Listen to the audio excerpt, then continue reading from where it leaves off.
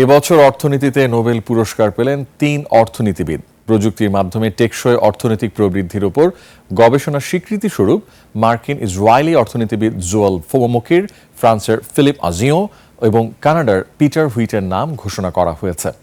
বিস্তারিত আফ্রিদি হুসাইনের ডেস্ক রিপোর্টে। তত্ত্ব অনুযায়ী টেকসই অর্থনৈতিক প্রবৃদ্ধির জন্য প্রযুক্তিগত উন্নয়ন সবচেয়ে গুরুত্বপূর্ণ। পুরনো প্রযুক্তি বা পদ্ধতিকে বদলে নতুন উদ্ভাবন জায়গা নেয়। এটাকেই বলা হয় creative distraction.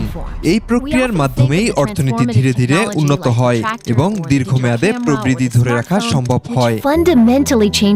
Royal Swedish academy of sciences জানায়, এই ৩ অর্থনীতিবিদ দেখিয়েছেন দীর্ঘমেয়াদী অর্থনৈতিক প্রবৃদ্ধি কোনো নিশ্চয়তা নয়। মানব ইতিহাসের বেশিরভাগ সময় ছিল স্থবির।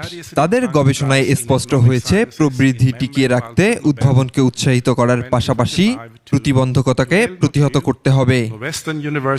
জোয়েল মকির অর্থনৈতিক ইতিহাসে প্রযুক্তিগত উদ্ভাবনের গুরুত্ব ব্যাখ্যা করেছেন, আর ফিলিপ আজিও ও পিটার হুইটও টেকসই প্রবৃদ্ধির পেছনের প্রক্রিয়াগুলো বিশ্লেষণ করেছেন।